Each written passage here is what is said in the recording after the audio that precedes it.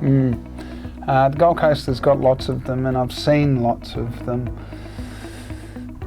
It really comes down to companies that are manufacturing really, really cheap versions of what you want.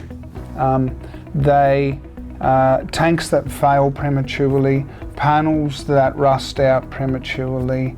When it comes to solar power, products that aren't fit for purpose, especially not in the Australian climate and weather conditions, because you've got to remember that all of these products are out on your roof in the elements 24/7, 365 days a year.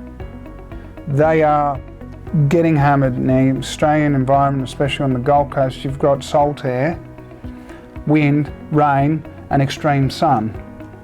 Now you need good quality products, and not the cheapest products. You need good quality products with companies that will stand behind those products in the event that you have an issue with them.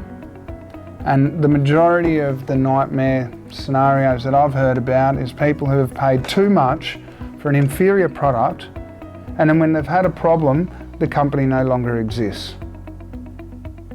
So my recommendation is buy a good quality product at a fair price with a company you can trust.